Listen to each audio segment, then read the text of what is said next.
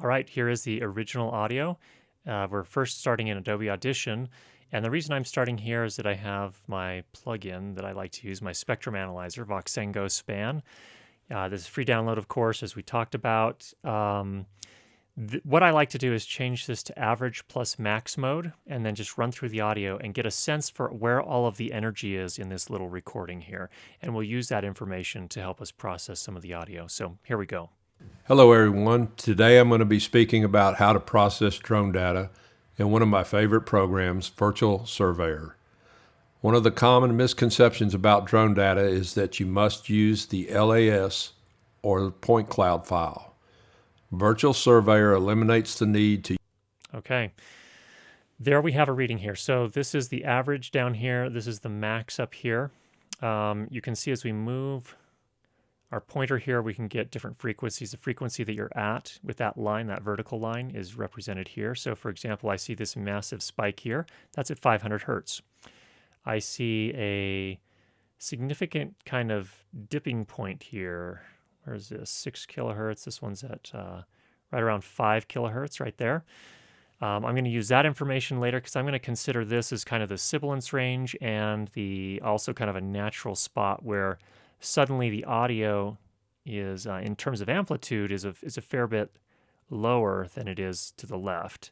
So there's this kind of natural spot here, and we'll use that as our crossover in our compressor, or you can use it as a kind of a guide when you're de-essing and trying to get rid of some of that sibilance. So for example, here we know that generally sibilance will fall somewhere in the 5,000 hertz to 10,000 hertz range.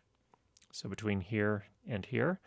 And you can notice we do have this one spike here that's right at, 8.2, 8.3 kilohertz. So anyway, we'll come back to this information. Let's jump over into RX and the way we've actually already done the connection and brought it over. So here I am. First thing I notice is that my waveforms are a little bit asymmetric. That is to say, I have more amplitude on the top than I do on the bottom. So the reason that's important, of course, is that when I look at the loudness here, right now I'm sitting at minus 19 LUFS or LKFS, same thing. Because this is a piece of audio that's going to go along with a video that's going to be published on the web that would be viewed on computers and mobile devices, what we really want to target here is an overall LUFS of minus 16. So we need another 3 decibels here. But right now, we don't have enough headroom to increase or normalize the audio by 3 decibels. We only have 0.9 decibels available to us. So if I come in here to Channel Ops and go ahead and process that, see I'm on the Phase tab and I use the Adaptive Phase Rotation. Look here, once I ran that, and you can see these are more even now in terms of the amplitude on above and below, minus infinity. You can see now I've actually gained 2 decibels of headroom, which is awesome. That means less compression I have to do. And the less compression you have to do, I think the better in terms of the overall quality of the sound when you're trying to keep the dialogue sounding pretty natural. So that's good. That's a first step there. What I do from there is I typically kind of run down the list here. So for example, if there's anything in particular, if there are any mouth clicks or anything of that nature, those are usually these little spikes in between words. Let's see what this is here. That's inaudible, pretty much. Setting.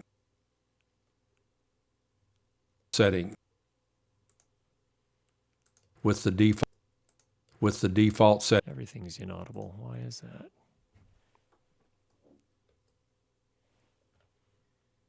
With the default settings. Okay, so there's a little click. I don't know if that's a mouth click or what that is, but if I highlight that and I choose declick, and I choose Fix Discontinuous Waveform Preset, and just go ahead and process that, and boom, that's gone. That's really nice. It makes it very easy to manage that. Settings. And it's gone, so that's great. So that'll be one of the first things I'll do. You'll just have to run through and find each of those. De-hum. Do we have any hum issues or any of those kind of noise issues? Now, hum you'll often see as horizontal lines. I'm not seeing anything that's obvious. There is this one horizontal line here. I'm going to guess that's a computer fan or something like that, but it's not so distracting that I want to go in there and surgically remove it. I'll probably just use a general denoiser pass to manage some of that. But again, This one's a tough one to hear, so I'm not going to worry about it. It's kind of a different, we'll look in more detail at some point in the future if we do have to surgically remove something, but that's not something we're going to tackle here, mainly because it's not a massive issue here. But we do have a fair bit of noise here, and the noise is represented, you can see, in between the phrases, which are these yellow portions here.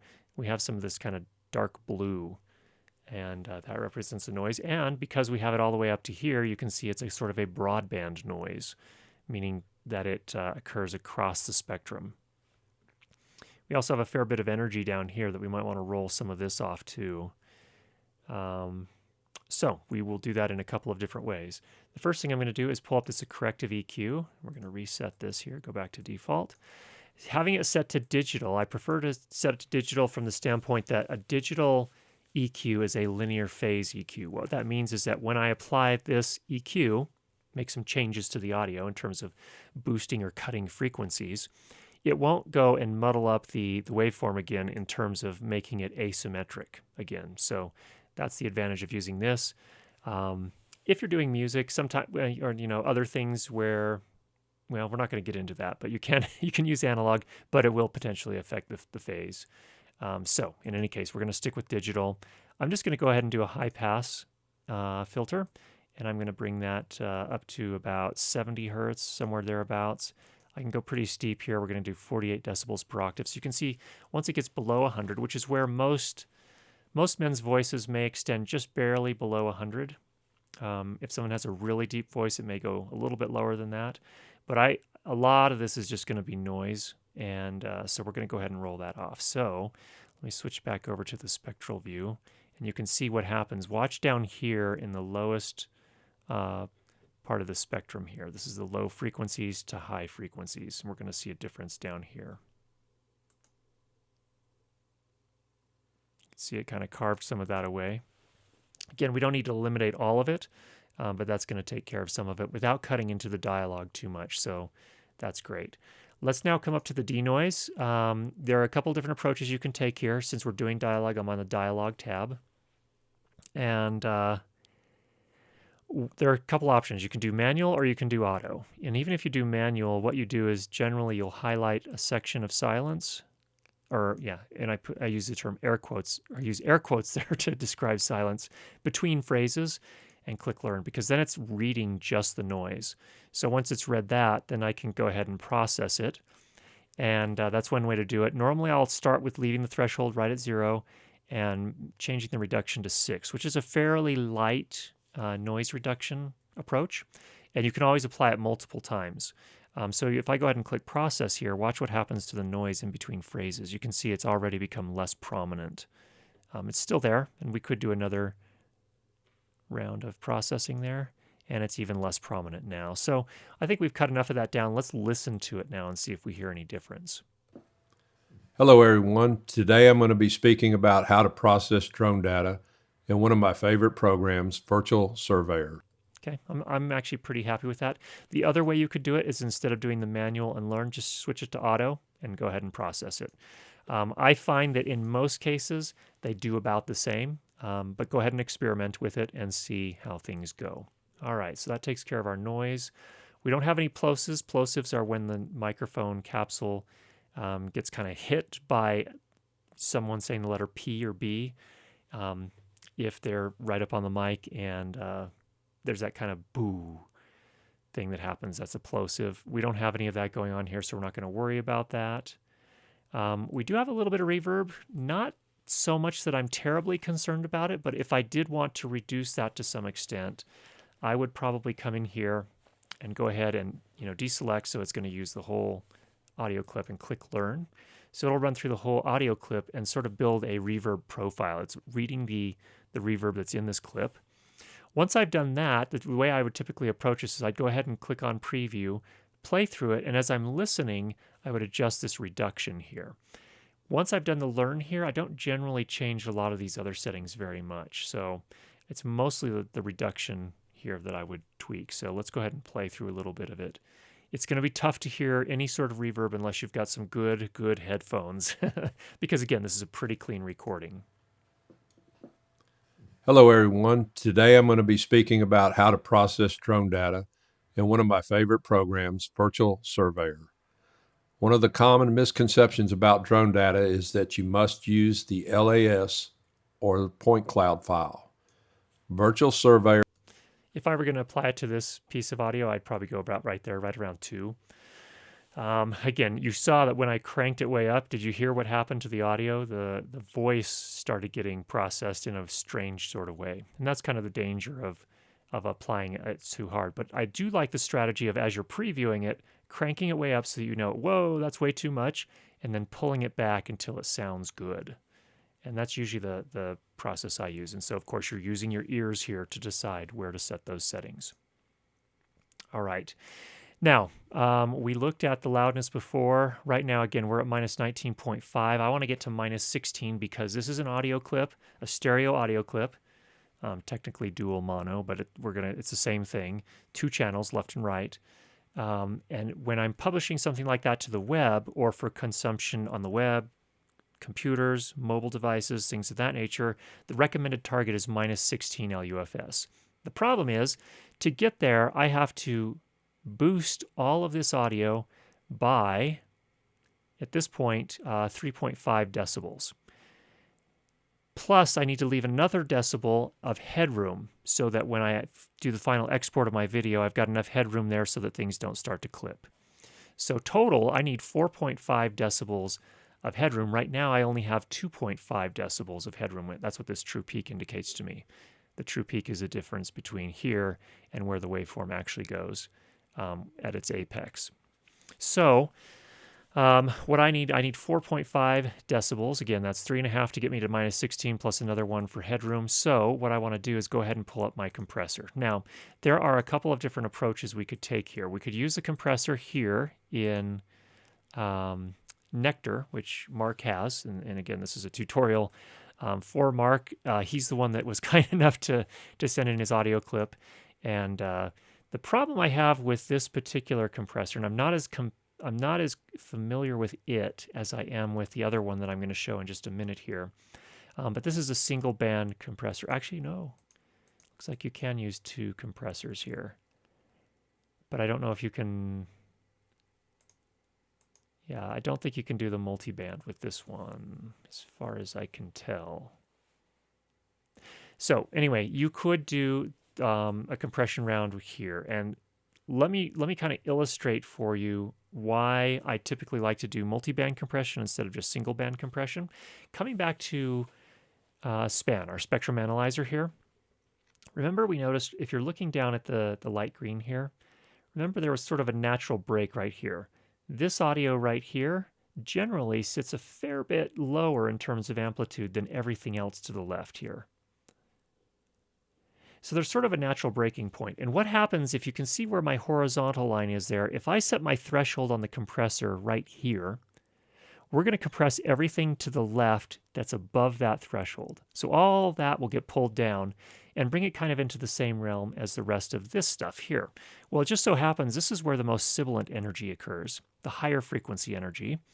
And if we pull all these down, but we don't affect this one, suddenly, relative to all this material, this now sounds very prominent. So what can happen is if you use a single band compressor and you set your threshold just about, here, you're going to affect all this stuff and pull it down so that it's pretty much on the same level with this. And then it's going to sound, perceptually, it's going to sound like there's a lot more sibilance. So that's one of the challenges with compressing dialogue. So there are a couple of different approaches. Let's go ahead and switch back to RX here. We can go ahead and use this single band compressor and then follow it up with a de-esser. That's a strategy I think is very valid. Another strategy is to do a multiband compressor where you actually compress.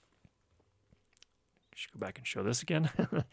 You compress everything below here, lower frequency than about, in this particular case, 5 kilohertz, with one threshold, and you compress this with an even the everything above 5 kilohertz with an even lower threshold. So essentially, what you're doing is you're bringing all of this material down, a corresponding amount with all of this material. So hopefully that makes sense. So what we could do is, again, we could come back into RX. We got to get back this. switch over. Okay, there we go. All right, so using the top of this window, again, I need 4.5 decibels. So if I set my threshold to say right there, which is -7 dB, that'll compress these transients here, the spikes that are coming up above the top of the window here. And it won't affect any of the rest of it below that. So I can use that to set my threshold. So here, for example, I could say, let's go to -7. Our ratio here, I'm going to use a 3:1 ratio. That's usually for dialogue when you're trying to manage transients. I generally find that works pretty well. I like to do a very fast attack of 0 milliseconds and a release of about 150. Generally works well. Again, not for all purposes, but for the purposes of managing transients like this generally works pretty well. I don't want any sort of gain afterwards, so I'm going to leave that at 0.0 decibels. And let's go ahead and start previewing that. And let's see how much reduction it does here. You'll see this red as it's reducing those transients. Hello, everyone. Today I'm going to be speaking about how to process drone data in one of my favorite programs, Virtual Surveyor. Okay, so there is a taste of that. Now you can tell already, if you're listening carefully, you will notice it seems a little bit like that. I don't know, that sibilance it's pretty strong.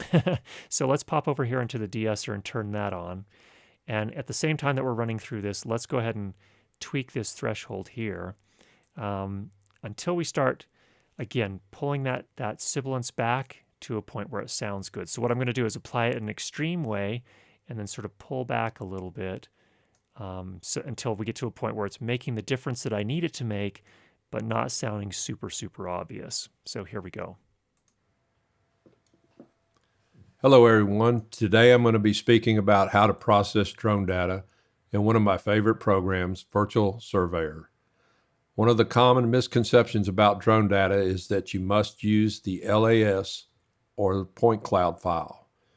Virtual Surveyor eliminates the... Okay, we ended up at -9. We're going pretty extreme with that. And I think that can work. So if I go ahead and process that, let's see what happens here. We've definitely managed some of those transients. Let's see if we've got enough headroom now. Looks like we do. So now we have -5.4 dB of headroom. So what that means is we should be able to get ourselves down to -16 LKFS or LUFS. And we'll also leave ourselves 1 decibel of headroom, again, so that we avoid clipping when we do the final export. Click Process. And there we go. Let's see how that's sounding now. Hello, everyone. Today I'm going to be speaking about how to process drone data in one of my favorite programs, Virtual Surveyor. Okay. Now, again, the whole de-essing thing, you can go as far as you want with that to taste. I don't like to completely eliminate it because it does add a sense of articulation and crispness, but I don't want it so bad that it's making people's eardrums bleed.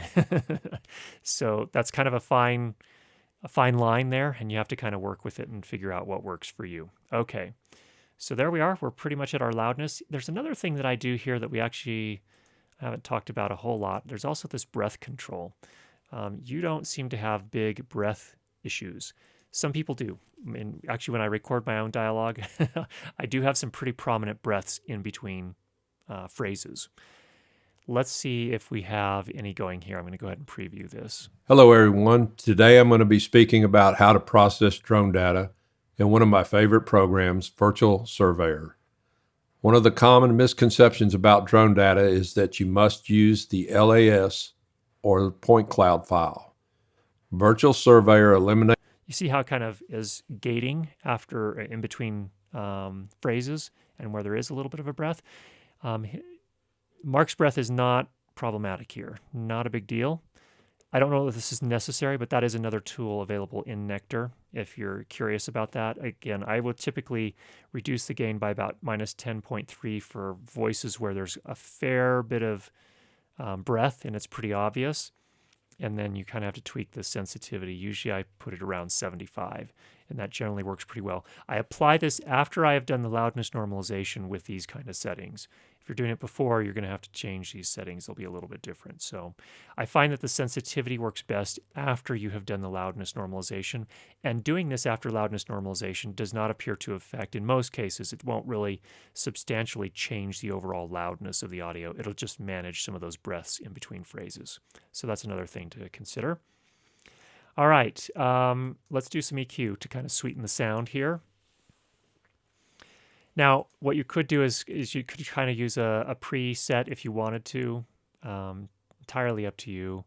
Let's go ahead and go back to default. Let's go back to Audition and take a look at span here. There are a couple things I might want to address. Right here at 500 hertz, there is this massive spike. I might want to pull that down just a little bit. There's also this other massive spike right here at 3.4. 3.4. Yeah, 3.4 kilohertz. So I might want to do something with that as well. Maybe, maybe not. That one's going to be a little more subtle. I don't know if that's going to be a problem for us, but this one for sure I think I'm going to want to take a look at. We could boost the bass just a little bit, and we might also want to add some, and I use air quotes here, air, maybe add a little bit of top end here, just a little bit. So let's go back to RX. And let's do some of that. So if I wanted to add some bass, actually, let me come back to that. We're going to just put that at 0 for now. Let's tackle that 500 hertz thing. Let's use band 3, go to 500 hertz. Let's boost it first. We're going to narrow this down a little bit. Let's play this back with it boosted. What I like to do is boost a particular frequency range, relatively, not too big of a frequency range, but boost that to see if that's where a problem lies. Because if you boost it, it'll stand out like a sore thumb. And let me just play through this to kind of show you that. Hello, everyone. Today I'm going to be speaking about how to process drone data in one of my favorite programs, Virtual. Do you hear that kind of whistly thing going on? That's indicating that we're pushing that up a lot. And so actually we found a frequency where by pushing it up, it sounds completely unnatural. So typically what I like to do here is let's pull that down a little bit and let's just see how that sounds with it on and with it off. So I'm going to go ahead and start playing. It'll be on at first, and then when I click the bypass, it'll turn it off and just see if there's a difference. Hello, everyone. Today I'm going to be speaking about how to process drone data in one of my favorite programs, Virtual Surveyor. One of the common misconceptions about drone data is that you must use the LAS or the point cloud file. Virtual Surveyor eliminates the need to use the point cloud file. Virtual Surveyor uses two files. Yeah, I'm not hearing a huge difference in these particular monitors, but I don't have any qualms about dropping that a few decibels here. It doesn't seem to be hurting anything, and we'll go ahead and do that at maybe -5, okay? Let's go ahead and add a little bass like we were talking about before. Generally for men's voices, that can be a nice sound. Let's go ahead and turn our high pass on. I want to roll it off once we get kind of where we want to be in terms of adding a little bass. So we'll do something like that. Let's run through it again with his bass here, and let's play around with it a little bit. I'm going to change that to 3. Okay, here we go. Hello, everyone. Today I'm going to be speaking about how to process drone data in one of my favorite programs, Virtual Surveyor. One of the common misconceptions about drone data. There, that adds a little bit of warmth. I think that can be good. And let's play through it again, and I'm going to go extreme and then pull it back. Hello, everyone. Today I'm going to be speaking about how to process drone data in one of my favorite programs, Virtual Surveyor. One of the common misconceptions about drone data is that you must use the LAS. I think that sounds pretty good. We're not going too crazy, but we are adding a little bit of warmth. So that's an option there. We could also do, like I talked about before, adding some air, if you will. Typically, I don't like to do that anywhere below 12 kilohertz. Some people say don't even do this at all. Some, it's do what works for you. Let's go to, I'm going to make it a high shelf because that'll just boost everything like that. And I would go pretty lightweight on this. I wouldn't go crazy. So let's see if that makes any difference here. Hello, everyone. Today I'm going to be speaking about how to process drone data and one of my favorite programs, Virtual Surveyor. One of the common misconceptions about drone data is that you must use the LAS or the point cloud file. Okay, that's going to work for me. So let's go ahead and click process here. You see it changed the waveform. Fortunately, it didn't make it asymmetric again. But just to be sure, let's go ahead and run our loudness again. Ooh, we're at minus 15.7. We're going to get that back to 16. Let's go ahead and run another round of this. Okay, now we're at minus 16. We don't want to go any louder than that. So that is an example of how I would probably process this audio. Hope that makes sense and that's useful to you. If you have any questions, go ahead and hit me back with those, and we will talk to you again soon.